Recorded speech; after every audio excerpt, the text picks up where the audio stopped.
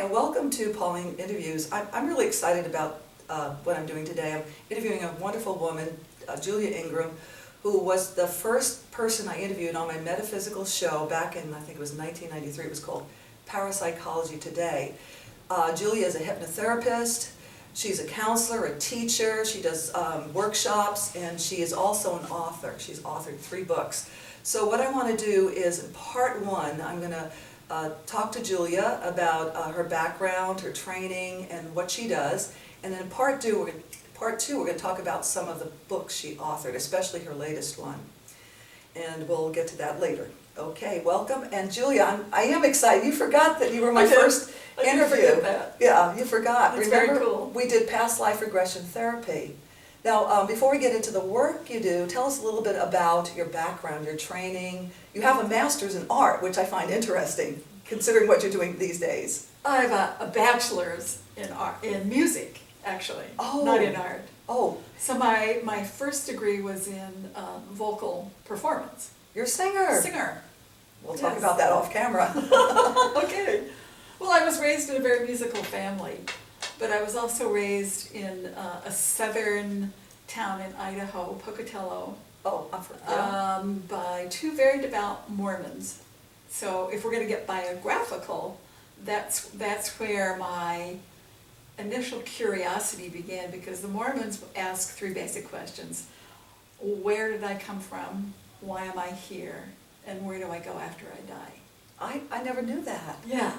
So I heard that question asked a lot. I've since left that religion, but those questions have sort of guided my life. How so? Well, consciousness. The question of consciousness, does it exist before we're born? And the Mormons say yes, there's a pre-existence. And I believe that. I have plenty of evidence to support that with the people that I've been working with, plus my own experiences. And I think it's very important that you know what you're here for, if you have a purpose. And if you have a purpose or an intention, I think it's very important that you know that and that you're fulfilling what you intended to do. And then I do believe that consciousness exists after death. Now, when you say consciousness, is there another term that people might use? Spirit? Spirit, maybe? Spirit, yeah, sure. Who we truly are, Yeah, aside from our physical body. yeah. All the hundreds of stories of who we are Yes. that make up who we are. And it can get confusing. I've been studying metaphysics for years, and it gets confusing. But they all do seem to have the same essential point, that we are basically spirit. How old were you when you started exploring why we're here and who we are and what our purpose is? Well, there were certainly many discussions about that as I was a kid, but the requirement was that I bought the Mormon story. So I had to shed that first. So my rebellion began when music took me to Europe. So I studied opera in Vienna. Whoa. And little did I know that it wasn't opera that I was there for. It was to expand my consciousness. I came from this tiny little town in Idaho. And to be out there in the big world was quite an eye-opener. It was thrilling and it was confusing, and I thought, I was around a lot of people who were very free, artistic, and thought for themselves, and that was what I was not permitted to do very much as a kid. So beginning to think for myself, beginning to validate my own experience, to believe that I had a way of knowing things, that I didn't have to have a go-between. What kind of example can you give us that opened your mind? I mean, I know that going somewhere where it's so different and getting new experiences can do that. Was there anything specific, or was it just a group or a bunch of things that happened? Oh my gosh. It would certainly have to be a bunch of things. Yeah. I think the first thing that hit me was my ideas about race. So this is in the early 60s I was there. Still a lot of prejudice going on, especially in the South. Huge amount of prejudice in my Idaho, town, in Idaho. Idaho's A lot not of known for prejudice. being more, maybe they are now, but in those days. So I had fellow students who were black. I can't say African American because that's not who was there. It was Yes. British Uh-huh. and German, and I mean the number of languages, but the people with dark skin were so interesting, and I loved hanging out with this variety and diversity of people, that I thought, what a strange life, what a strange world I was brought up in, so singular, so monographic. So that was the beginning. And then to be exposed to a number of different religious beliefs as well. I mean, Austria is in an interesting place. It's very close to the Eastern countries. So some of my fellow students came from Bulgaria and Romania and Czechoslovakia. Did you get involved in any one of those religions, or did you just study them and find them fascinating? I didn't do any of that then in my 20s, but as I got older, then the notion of reincarnation began to fascinate me. Where'd that come from? What country or what? Where that came from was Barbra Streisand's movie. Oh, On a Clear Day, On a Clear Day, I You'd See love Forever. that. Yeah, I know that one. Yeah, it was such a charming movie, but I wonder how many people realize it's about reincarnation. I mean, it's obvious, but...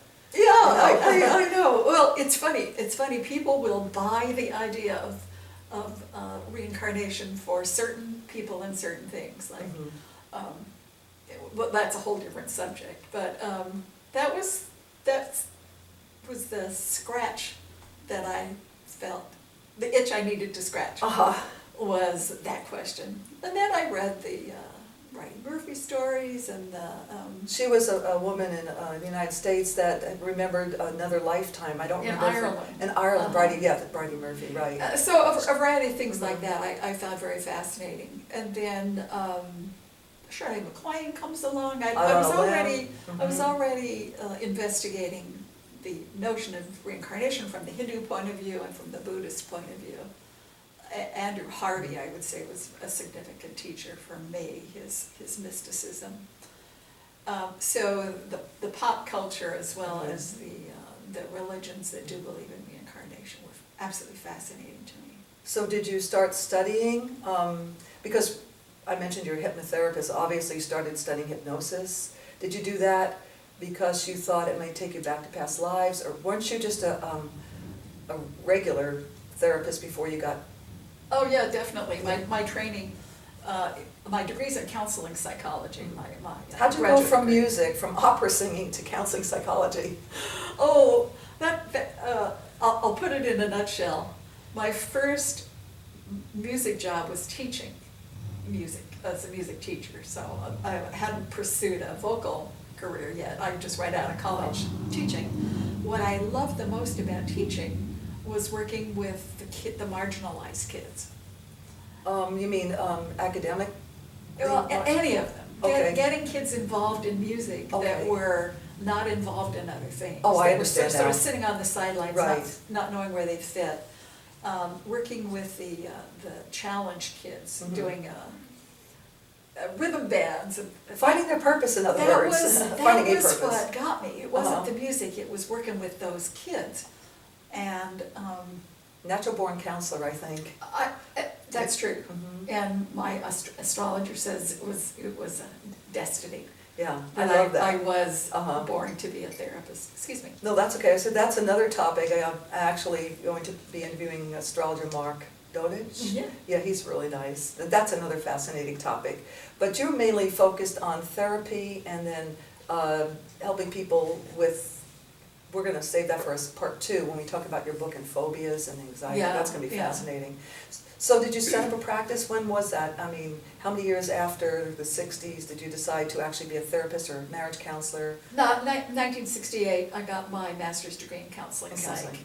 And then my first year out, first couple of years, I did counseling in schools, because that was part of the grant agreement that we had to put. I got a wonderful grant. So it was 2 years of working in the school system. 2 years was enough for me. No, was it like young kids? School counselor. Yeah, like elementary or high school or junior high or? Actually, mine was middle school. Middle school. Yeah, what kind of things did you need to counsel children? Oh my. Really? Oh yeah.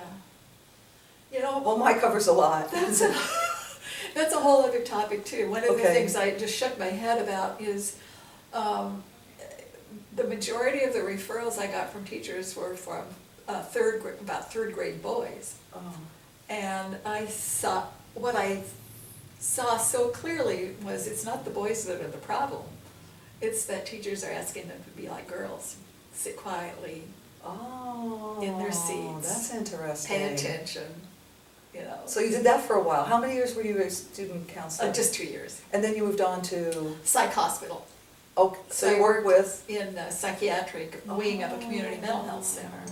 So 3 years in a psych unit was great education. Mm-hmm. So this was in the era when medications were just beginning to be used a lot. So and it was the experimental decade, the late 60s, early 70s. All kinds of new therapies were being tried on. I can see a future interview coming on with you. And we talk about, people that have schizophrenia and other problems, and how maybe drugs aren't the best course of action, maybe just a temporary, but there may be some metaphysical things or hypnotherapy. Count on it.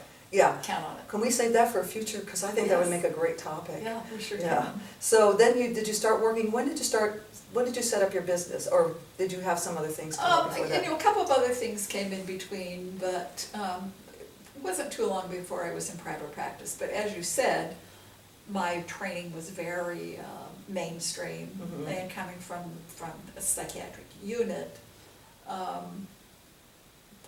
my practice was quite traditional until.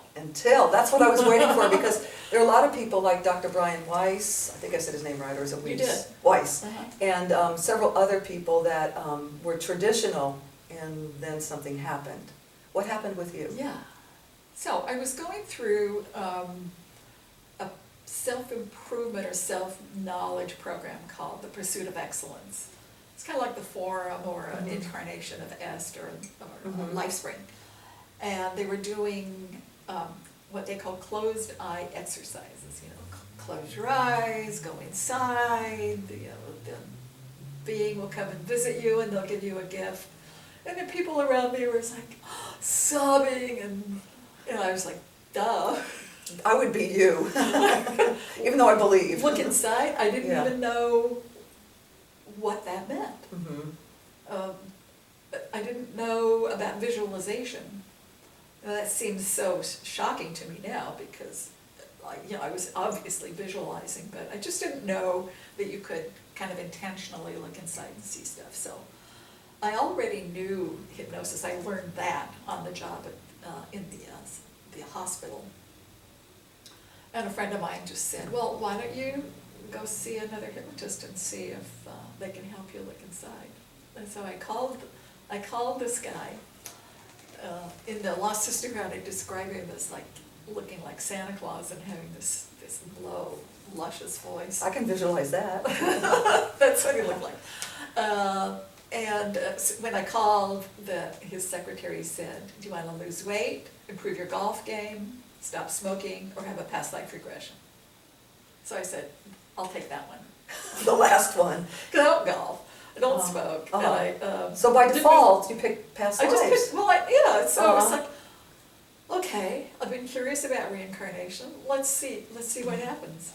And to my astonishment, as soon as I went into trance, and I don't remember now how it got me there, but it was like going through a passage or something, up in my mind's eye, clear as a bell, I see myself standing beside a grave, weeping.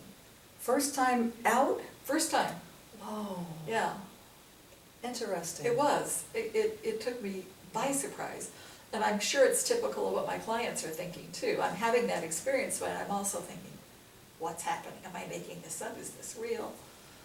And we spent the whole time on that past life. It was about 1700 BC in what is now Jordan.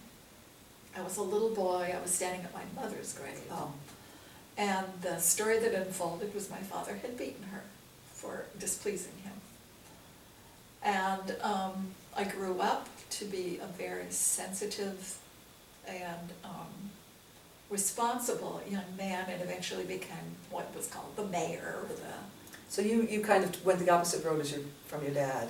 Yeah, very compassionate towards women too. And So the funny thing was, I had 4 wives, and, At one time? yeah. Well, you were a Mormon in this life, so Oh, I didn't even think of that. I think that was pretty customary. Oh, okay, back it was in- legal, it in was 1700 BC. society. Yeah, very Mhm. common for someone in a, you know. Can a I high interrupt you position. just for a minute, because what you said, and I wanted to ask that, when you went back to this previous life, how do you know that it is a previous life and not your imagination? I'm playing the devil's We talk advocate. about that, we therapists talk about that, and we did an experiment once. So we had our subjects divided into, put them into a trance and say to them, go back to a past life and tell us the story of it, report it. And then the second group was, imagine a past life and tell us the story. So there are 2 different instructions, recall, imagine. The recall were rich and surprising to our clients. The imagine were cliche and not rich. Interesting. And we also all agree that we feel it, we sense it, we know it. We can't put our finger on why, but there's an authenticity to it. Yes. Well, I reminded you, years ago, I sat through, just for research, a past life regression you did with a client. And I tell you, I was just sweating watching this person go through all these, she was crying, she was panting, she had, people say, that people go back to past lives and they're queens, and not this person. She went back to, she was, I think, a male in all 3. And one, she was a native in the jungle and she's being tortured. One, she was an Eskimo and she was having a hard time catching fish for her family. I forget the third one, but I think her lesson was something about responsibility, and she was a friend of mine, and I remember she did seem to carry a lot of male energy with her. Uh-huh. But to me, it was so real. I thought to myself, either this person is the best actress, deserves an Academy Award, or she is going through the emotional things that she was going through. Yeah. It blew me away. Yeah. I mean, I believed her. I really did. I believe that most people do actually connect with their past lives when their intention is to do that. Do they receive help from, if they ask for it, or do you need to be protected or guided, or does it come from another source? Like we talk about our guides, because we have so many past lives, if we're theorizing, Uh-huh. and how do we know, do the ones that we need to learn, those are the ones that come to us? Here's the order in which I have seen most. If somebody does several sessions with me, that the first ones to appear are usually the ones that hold them back. Past lives of trauma, past lives of deprivation, so the victim lifetimes. Because those are the ones that are causing the most pain now. And we're going to talk about that because your new book addresses those issues. So that should be really interesting. And then midway, lifetimes of delight, successful lifetimes, happy lifetimes. They come later. They come in the middle, and then if you stick around long enough for graduate work, the perpetrator lifetimes show up. Perpetrator? When you were the bad guy. Ooh. I thought you were going to say the third time you come around, you're a queen or a princess, you've done your work and you're... I have met very few queens and princesses, and I have never met Cleopatra. No.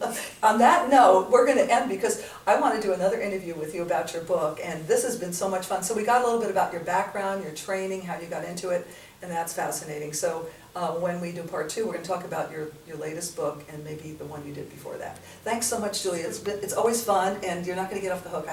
Since we've been talking, I have about another million ideas to do more interviews with you. All right, good. Thanks, folks, for watching Pauline Interviews. I've been interviewing Julia Ingram, a fascinating woman who's an author. She's also a hypnotherapist, a lecturer, workshops. We're going to find out more in part 2. Thank you.